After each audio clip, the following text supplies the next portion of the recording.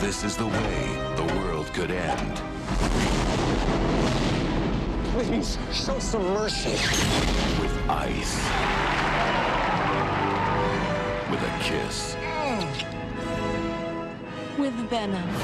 I probably should have mentioned this. I'm poison. Poison ivy. And the only man who can stop them. Hi, Freeze. I'm Batman. Can't do it alone. Batman will watch his beloved Gotham perish. Bundle up, boys. There's a storm coming. Kill the heroes! It's the hockey team from hell. Cool party. Arnold Schwarzenegger. All right, everyone, chill. George Clooney. Julie, I'm not the marrying kind. I know you've had your wild nights. Good night. Wild doesn't quite cover it. Chris O'Donnell. I want a car. Chicks dig the car. This is why Superman works alone. Uma Thurman. So many people to kill. So little time. Alicia Silverstone. And you are? Batgirl. That's not awfully PC. What about Bat Person? Found the Batcave. She knows who we are. Guess we'll just have to kill her. Yep. In a Joel Schumacher film. Strength and courage. Partners? Honor Partners. and loyalty. Partners. It all comes together. We're going to need a bigger cave. Batman and Robin.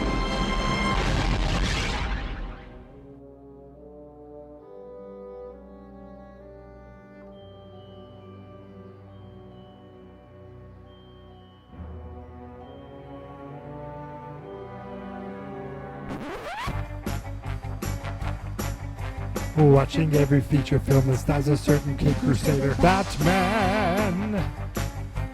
Batman! Yes, of course I'm watching the cartoon and all 3 Lego movies. Batman! Batman! Sing it with me. Batman!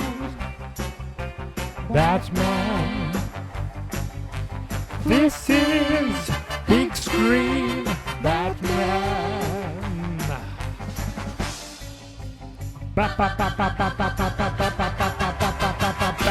Oh, oops. Oh, Batman.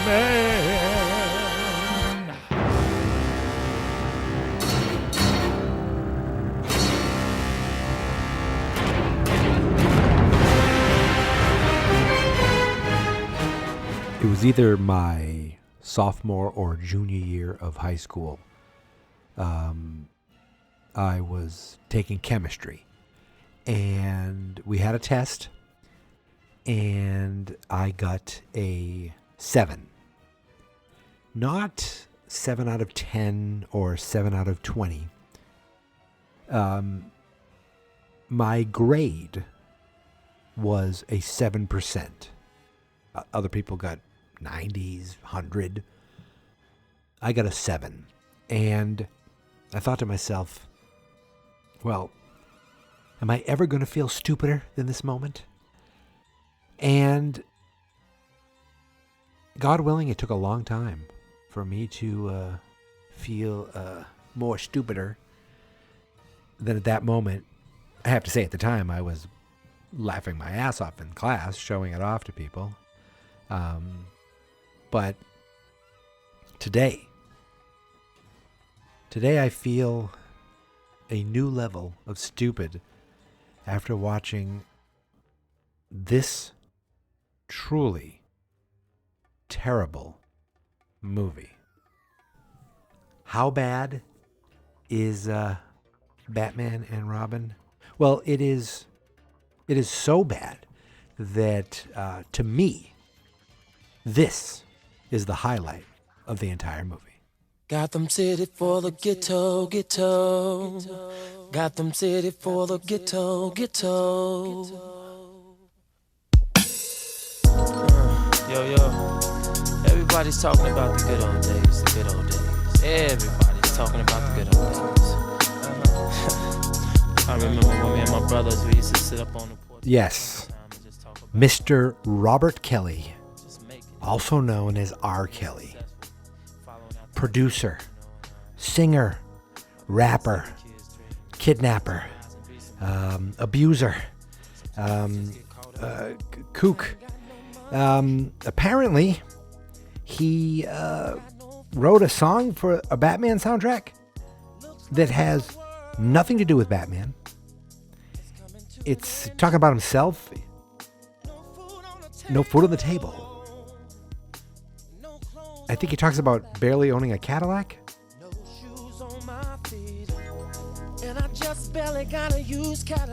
There it is. I never knew this existed. This plays as part of the ending credits. And I think the only part that really has to do with Batman is the chorus. This remix and rearrange Gotham City. City of love. City of love. A city of peace for every one of us.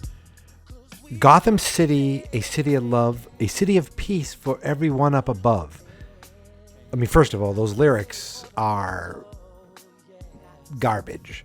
Second of all, that's not Gotham City. Gotham City is dark, dank, and filled with criminals, like super criminals that are out there to try to take over the city and quite possibly the world.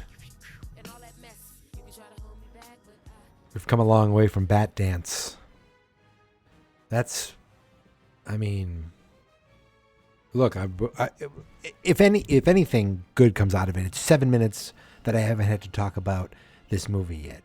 But that just seems like the perfect song for the perfect movie, where the song is crap and the movie is a crap. But I'm going to talk about it. 1997. This is June. It came out in June of 1997. I don't think I saw it opening night, but I'm pretty sure I saw it fairly early after its release. I don't think I was like jaded by Batman Forever as much as I may be now. But my goodness, Batman Forever is like, I mean, I miss it. I miss it after watching this. I am pretty positive that I went to this one. I was 21 years old, college kid. And I went with my future wife and our friends. It was a double date. And I think I'm going to guess I picked the movie. I said, hey, we should go see this. Probably wanted to be kind of cool, but secretly I'm just like, I'm going to see a Batman movie. I can't wait. These friends now live in Georgia. I'm not saying that they moved because we dragged them to Batman and Robin, but I can't unequivocally confirm that that isn't the reason that they moved. I don't even know what to think. And I could be completely wrong. I could have gone to see this with my brother, and it was Batman Forever I saw with my friends. Memories are fleeting. We don't have everything. We didn't have everything recorded in the 70s. Well, yeah, in the 90s. We didn't have photos of every moment and posts of everything. Otherwise, I'd know for sure. And we didn't tag every movie and chart, and there's an app to watch every show, and for every TV show I watch, I click this thing, and I'm a giant nerd, and I would have done it, but we didn't do it then, so my memory could be off. However, one thing remains. I'm almost positive I haven't seen this movie all the way through since 1997. I probably watched glimpses of it here and there. My God, And luckily I didn't watch it all the way through in one sitting. Like my dog had to get up and go out at one point, which I was so grateful. I kept telling you should drink some water, drink a little more water, because I really wanted her to go out and just give me a break from this thing. I did take some notes throughout. Actually, I think I took them late, but I had some thoughts, so I wrote them all down as I go through them. But Val Kilmer's gone. No longer Mr. Batman. Now we have ER and Facts of Life star George Clooney. He is hot off of ER. In fact, he's still on ER at this point. But he's becoming a big star. But he's not a big, huge movie star yet. Like, if you don't watch ER, you don't know this guy all that well. Except, this was like, he was becoming a huge, like, celebrity. He just wasn't a movie star yet. So he was everywhere on covers of magazines and all these things back when magazines were a thing. So you couldn't avoid him completely. But I have to say that George Clooney as Batman is probably the best part of this movie. I saw an interview with him where he said that he thought he killed Batman. And he did kill Batman for a while, but he didn't. Joel Schumacher did. And there's no doubt in my mind he did. And in fact, he's even said that,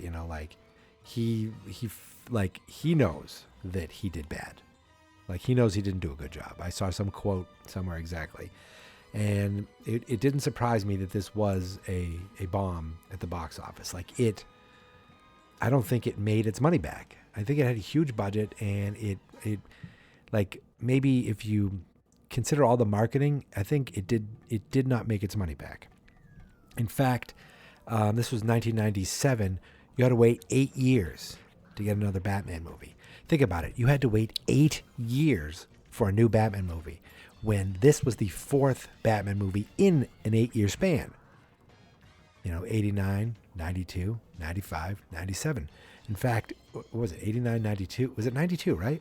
So it was going 3 years, and then they rushed to get 2 years. They're like, we got Clooney, hurry up. And we got Schwarzenegger. And it's like, Arnold Schwarzenegger in 1997 was still a huge deal. I don't know what else he was doing at this time, but this might have been like, okay, he did Junior at this point. This might have been right after Jingle All the Way. I don't know exactly, but they said, okay, we're going to paint you silver, and you're going to play it serious. And he's like, oh, I want to do puns. Can I do puns? And he's like, in high school, they called me Rapunzel because I do puns. That's what I wrote down. I go, they didn't give Arnold enough puns in this. All he did was speak in puns. It was like, Arnold has these quip one-liners, but in this, it was just like, okay, you're just going to have one-liners throughout the entire movie. So let's talk about the stars of the movie. As I said, George Clooney is now the new Batman. Chris O'Donnell returns as Robin. He's a bit of a prick. We have Alicia Silverstone joining as Barbara, but not Barbara Gordon. Just Barbara. Alfred's niece.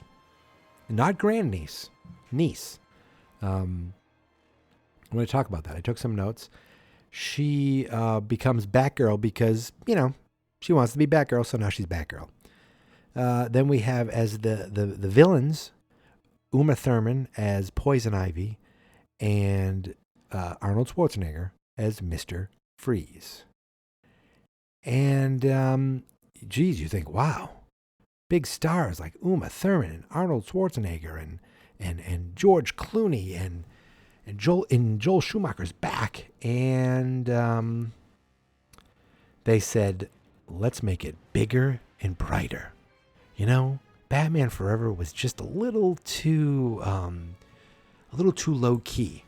We got to liven it up a bit. Not enough fluorescence.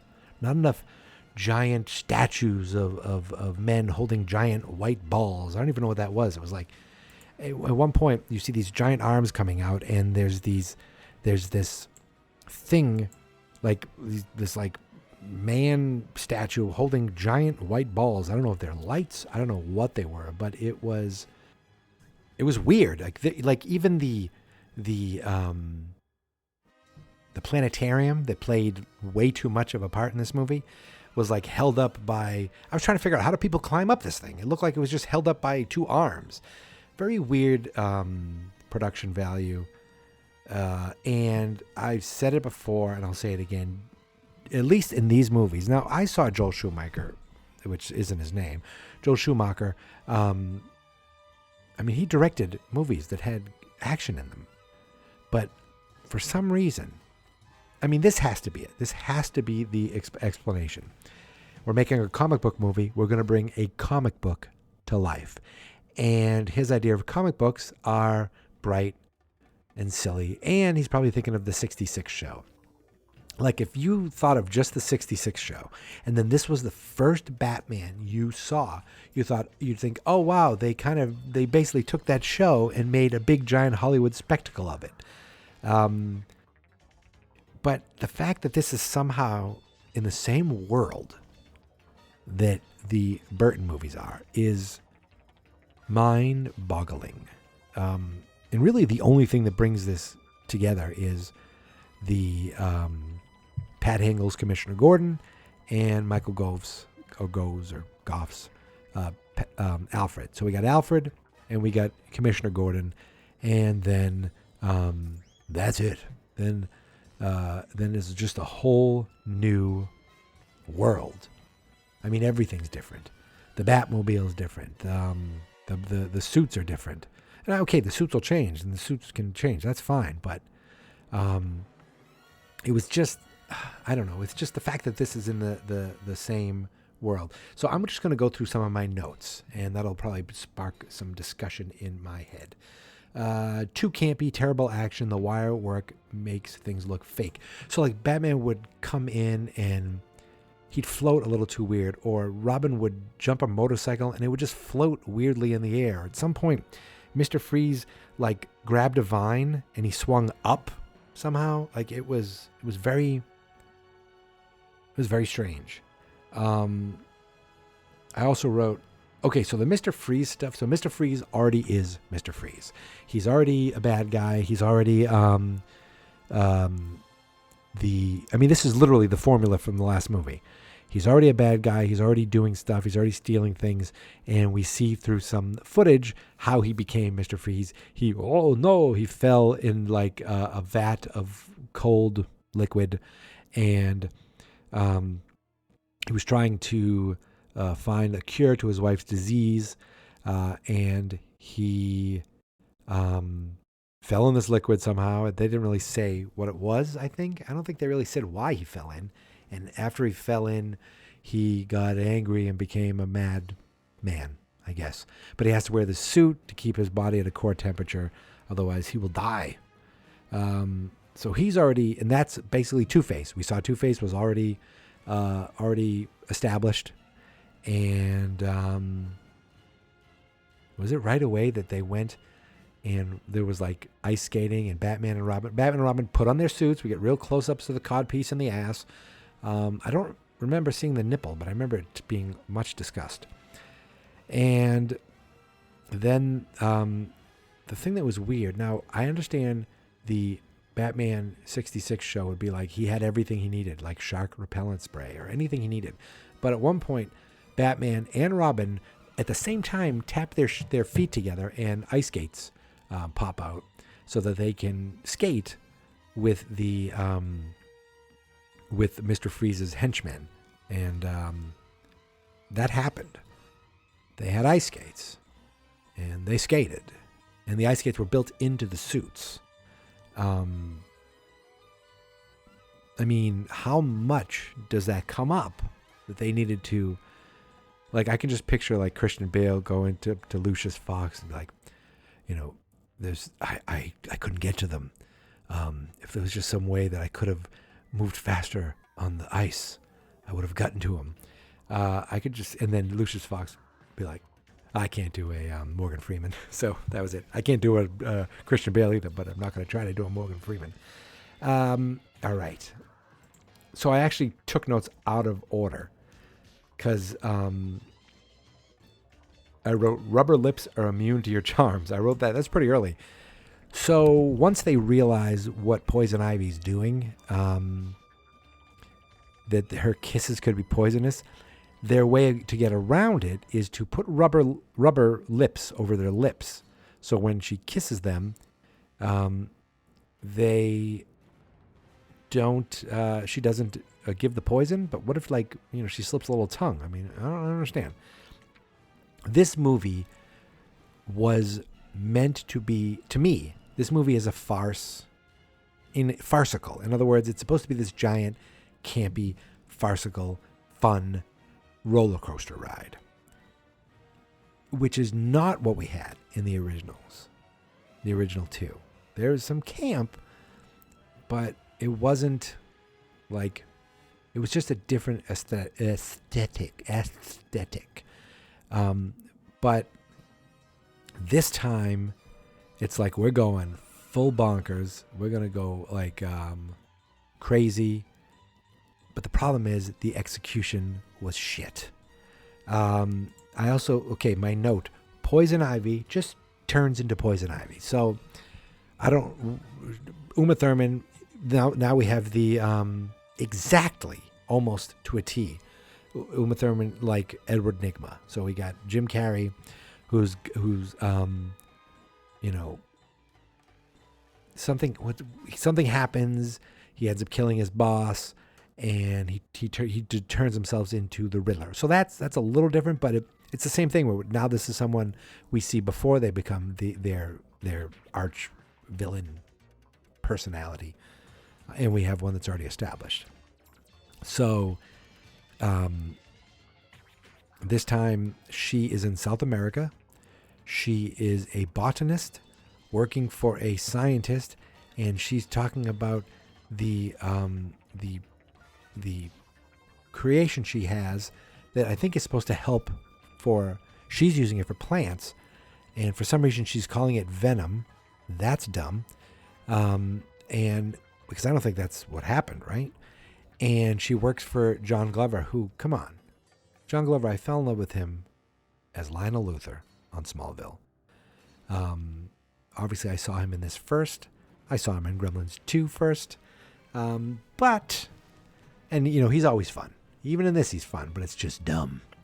He is playing a mad scientist who's using her formula to take prisoners and try to create super soldiers out of them. So he takes this one guy, and he uses this venom with different mixes of steroids and whatnot, and turns him into a giant super soldier.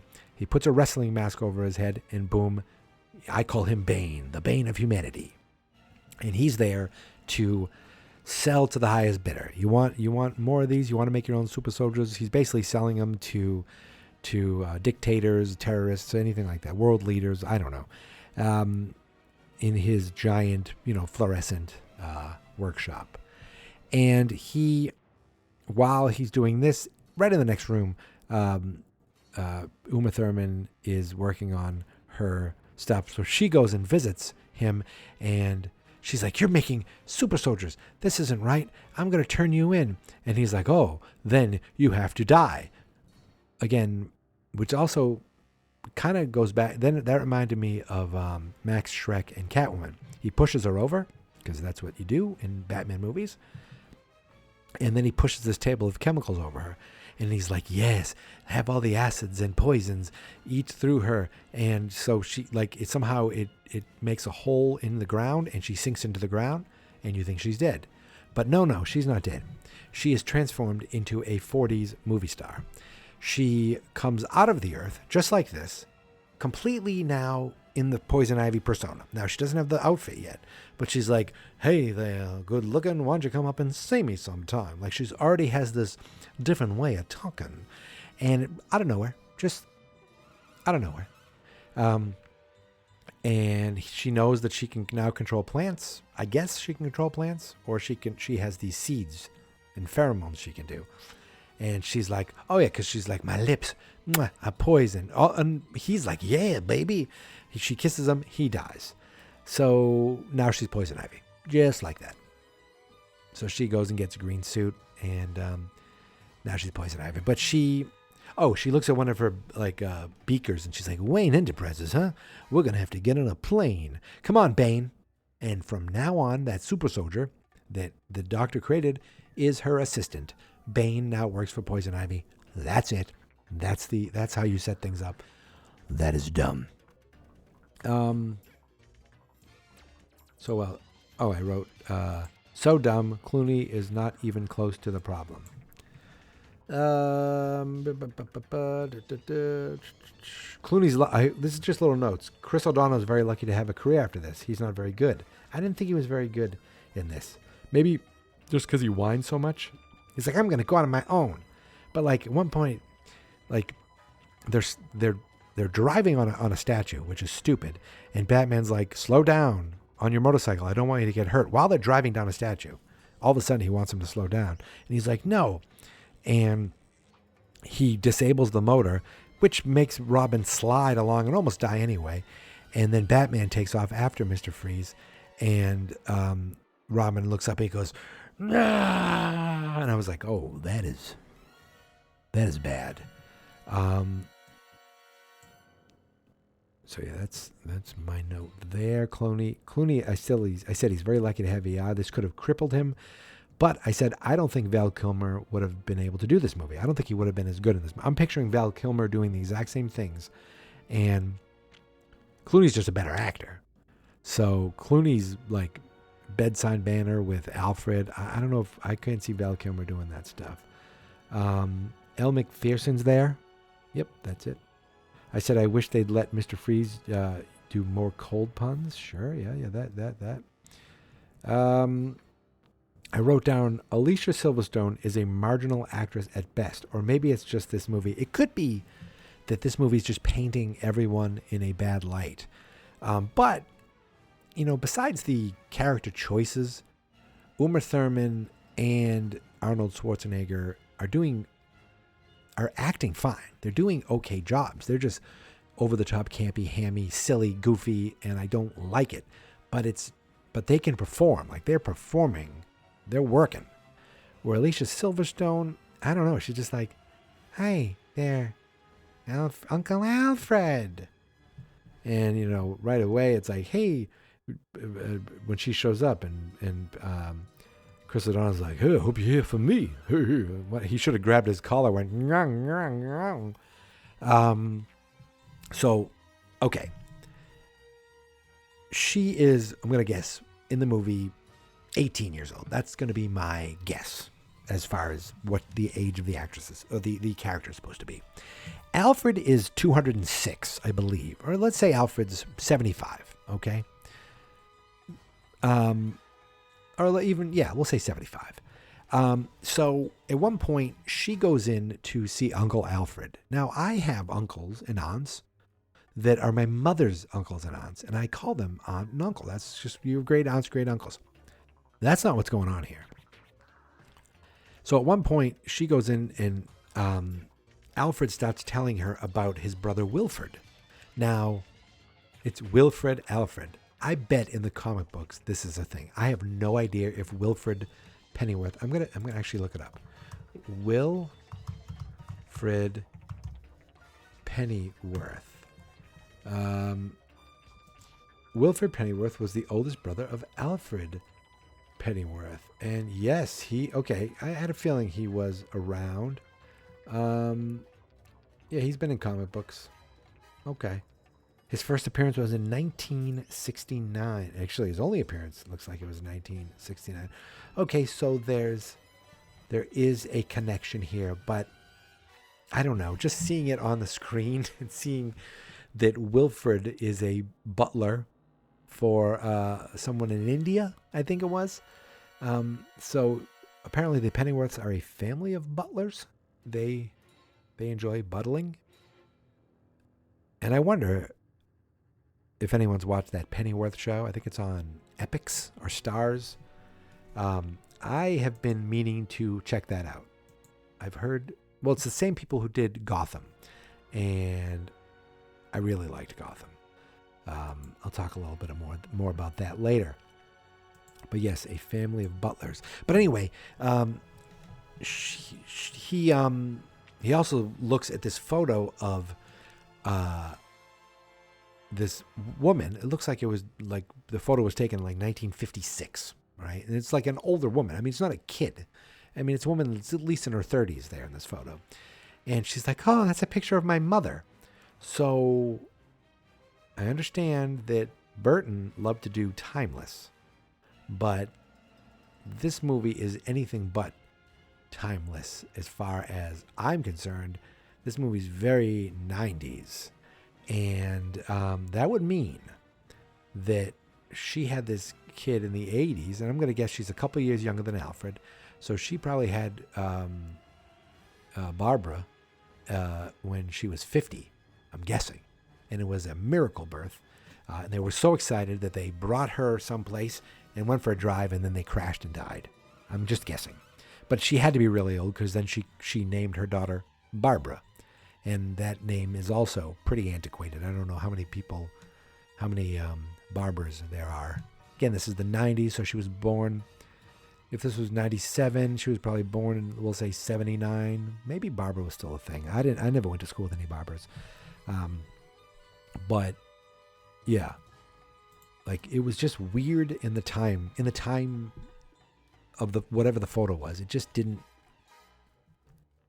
seem right. Later on in the movie, okay, so I have a couple of different notes here. What else I got here? Oh, okay. So just sticking with Barbara.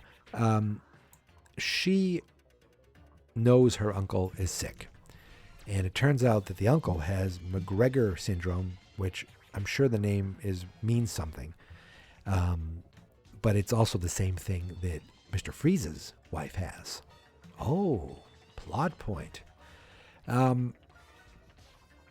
one point, Alfred's typing something into a computer, and he records this little note, and he's like, Wilfred, I hope this gets to you in time. And he quickly saves it onto a CD. Now, today, you couldn't quickly save something on a CD in 2020. Back then, it would have taken probably 25 to 45 minutes for that CD to write, to write to that CD. But he did it instantaneously. But you never know, because Batcave computers and Batman has the best money, even though that computer had a tiny screen.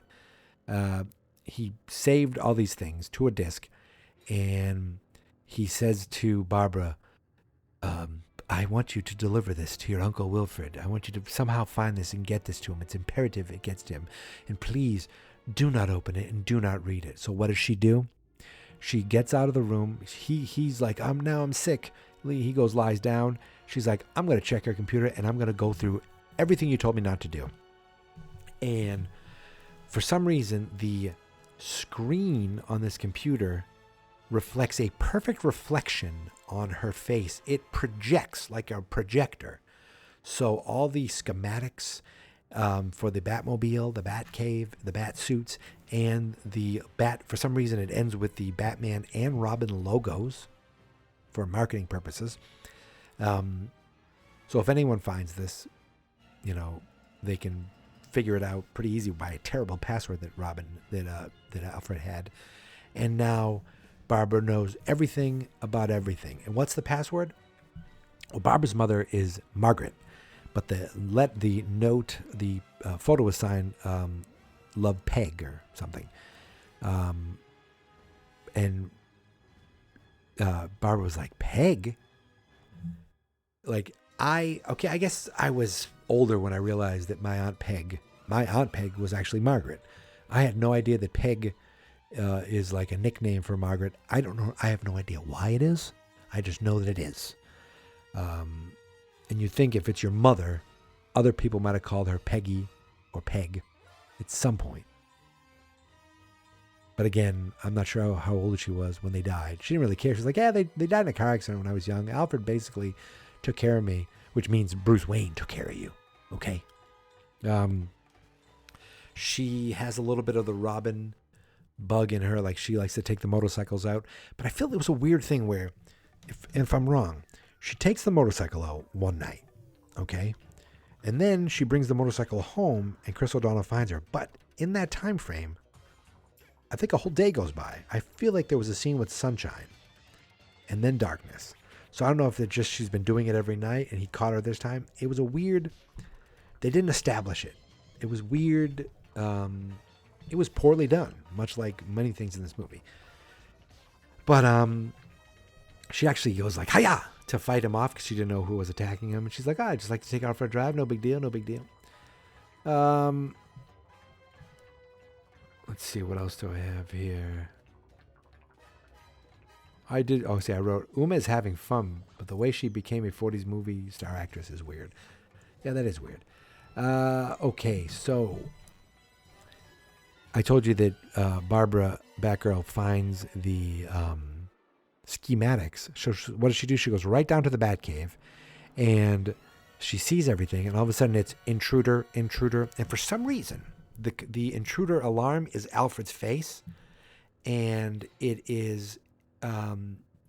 they have the finest computers in the world, and yet it blips like Max Headroom. He's like, "I'm Alfred," blip, blip, blip, blip, blip, like Max Headroom. It was dumb. And this was like, "I am Alfred's consciousness. I've transferred it here." He's like, "It's me, Barbara." For some reason, she talked to the computer thinking he would talk back, and guess what? It did. He's like, "I thought you'd be down here, girl." She goes, "I want to help. I thought you'd say that, so I had a suit made for you." She goes, "Let's suit up, Alfred." Just like that. Now I'm Batgirl. I found the suit. I found the cave. Alfred was ready for me. Alfred's been making suits behind Bruce's back, and Bruce had no idea. He did it for Robin last time, and now he's done it again for Barbara. So now she's Batgirl because he made a suit. If I get a suit, can I be a superhero? Is that all it takes? She shows up. The way she shows up, she crashes through a skylight. So at one point they're fighting Poison Ivy. This was after the rubber lips, and they need to also stop Mr. Freeze because he's angry. He thinks that Batman killed his wife, like turned off the life support, when it was Poison Ivy who did that.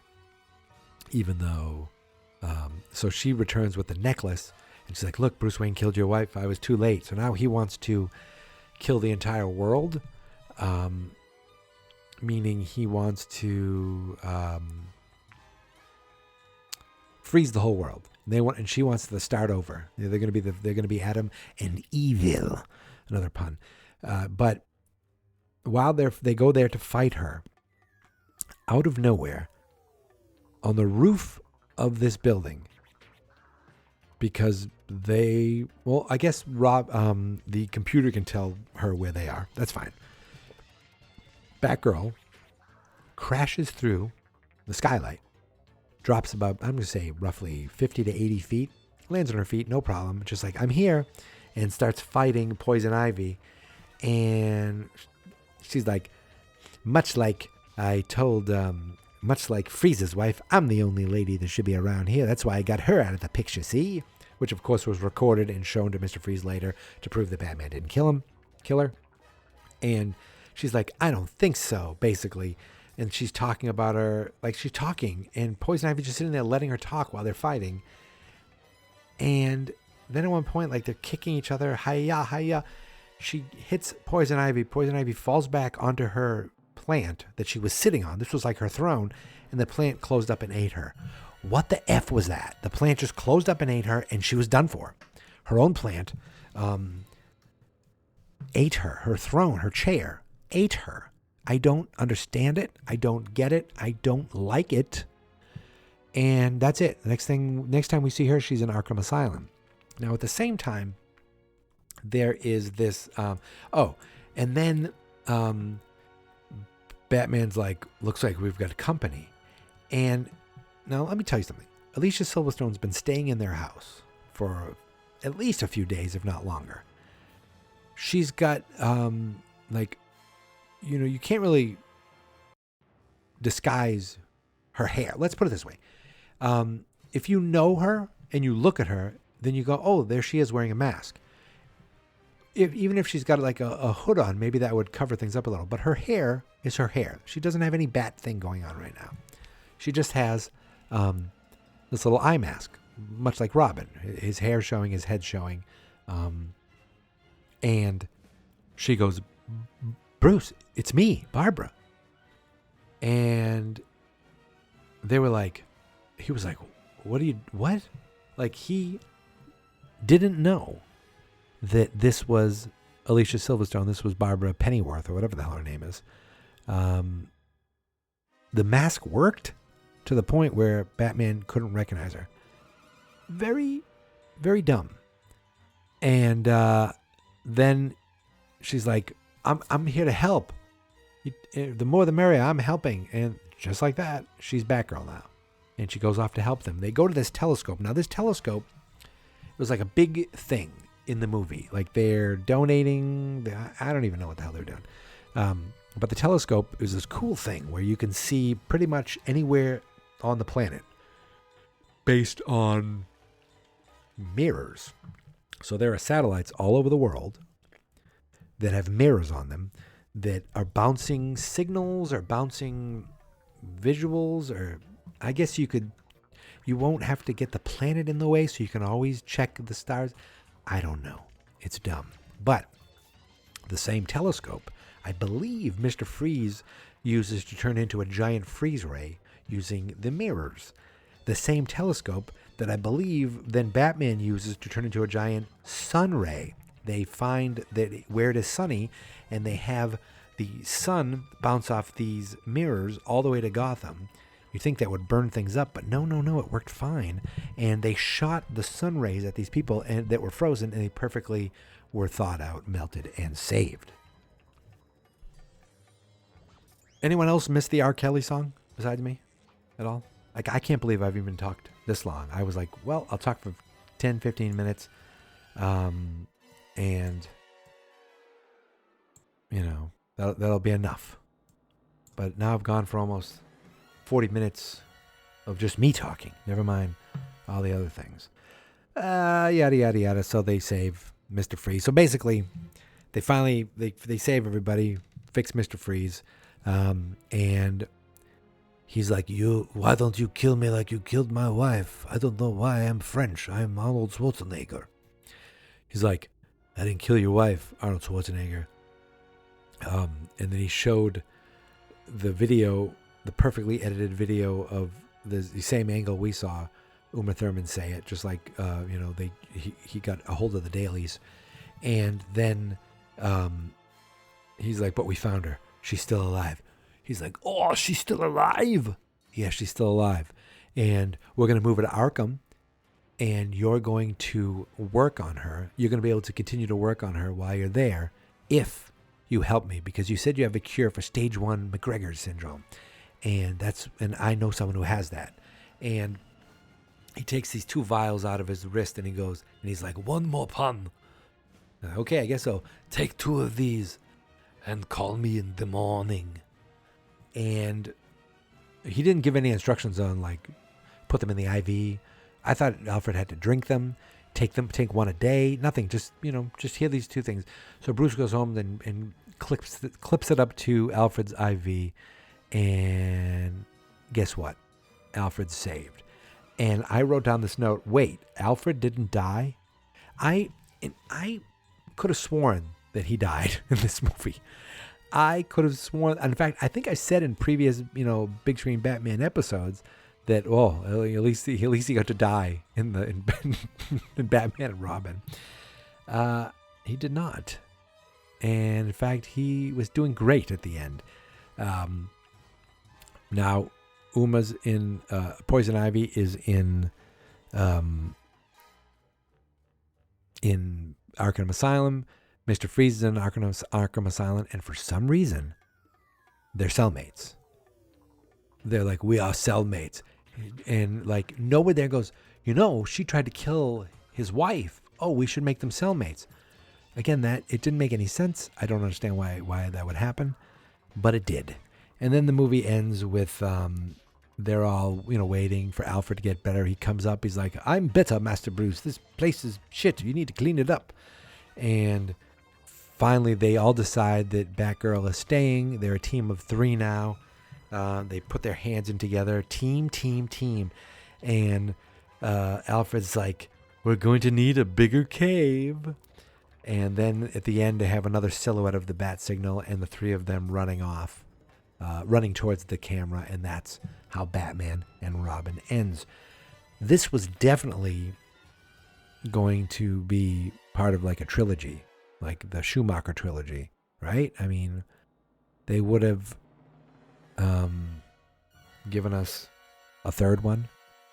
Who knows what they would have done this time? Probably the Scarecrow, and it probably would have been like, if I only had a brain, and he danced around. But the way this ended, we're going to need a bigger cave. I was like, oh, they're getting set up for a sequel that never happens because this movie tanks. And it almost kills superhero movies, it seems like. Thank God for Christopher Nolan. As much as he hates HBO Max right now, I'm happy that the next movie I get to watch on HBO Max is his movie. But that is 8 years later. 8 years later after this movie killed things. At one point they go to the bat signal and Bane picks up the bat signal and goes and picks it up a little higher. And Poison Ivy's like, yes. All he did was like move it up 3 feet. I don't know what the hell was going on there. I wrote, okay. So, look, Batman villains are over the top already. They just are. Comic book villains in general can be over the top, but the Batman ones are like very theatric. And these two are big time, over the top. But there are better ways to do it. I think of Poison Ivy. Gotham did Poison Ivy and Mr. Freeze, but still had it almost not quite in the Nolan verse, but like in a mix of Nolan and Burton, a little grittier, a little more, down to earth, as real life as you possibly could get. And Christopher Nolan does these things where he takes these characters like, okay, but how would it be in the real world? How would this work in the real world? Where this is like we're in a completely, bonkers universe here. But also, and then you just want to say bonkers. Poison Ivy on the Harley Quinn cartoon. It was a DC original, DC universe, but now it's on HBO Max. Also, 1,000 million times better. Like, really enjoyable on that. And she's got powers where if you get her near like a blade of grass, she can like create amazing things and have great powers. And I enjoy that. That TV show's fun and funny. It is both fun and funny. This was neither. This was Batman and Robin, but I feel like I've come out of a fog. I was looking forward to revisiting some of these things, some of these movies. I couldn't wait to watch 89 again. I couldn't wait to watch Batman and Returns again. Even Batman Forever, I was semi-looking forward to. This one, I was like, how bad is it? Is it as bad as I remember? And the answer is, it is worse. It is worse than I remember. I think I liked this when I first saw it. I remember saying, well, Schwarzenegger was good. He was good. And I'll even say he really wasn't that terrible, but the goofiness around him was just awful. And if my buddy Dave is listening, I could not mention the effing Bat credit card. He texted a picture of that to me like a couple weeks ago, and don't leave home without it. That joke means absolutely nothing nowadays. I don't think that's even said. Like, you don't see commercials for American Express like that anymore, do you? that was such a big thing in the 80s. And not as big in the 90s, and almost nothing now. That's like when you watch those stupid, those parody movies that are terrible, like Disaster Movie or Vampire Movie, and they have these references that are so like of that moment that they don't even make. They're not like classic references or evergreen references. They're just like, hey, look at this. This is a reference to, Britney Spears from 1993. What? That's what that reminded me of with this Don't Leave Home Without It. If that wasn't a skit, a joke, or even Batman 89, that would have been, it would have been odd to be in that, but it would have been at least more timely. That is definitely something that Adam West would have said, and it makes sense. And that's what this movie intended to be, a big screen Adam West episode with a huge budget, and it did it, and it did it in a spectacularly bad way. I'm not sure. I've said in the past that I'm never going to watch the Star Wars prequels again, but that's a lie. I'm going to, but I'm almost positive that I will never watch this movie again. And if I do watch it, I'm going to fast forward right to the end credits so I can hear this one more time. Gotham City for the ghetto. Gotham City for the ghetto.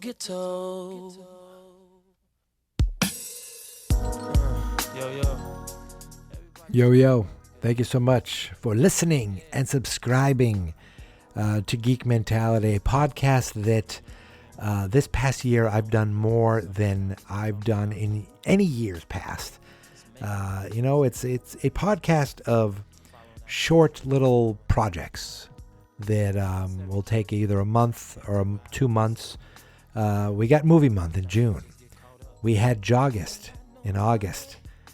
We got Big Screen Batman going on right now, and coming up in March, we have Marchy McFly coming. I think you know what that means. So, if you're looking for me, you can find me on Twitter and on Instagram, but mostly on Twitter, at Geek Mentality. The website is fansnotexperts.com. The Facebook page is Fans Not Experts. We don't do a lot there, but if you could throw us a like, that'd be nice.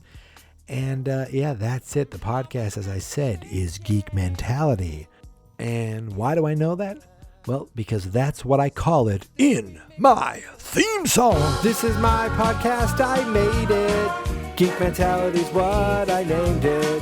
And I think you should listen and subscribe, 'cause I'm kinda funny and awesome.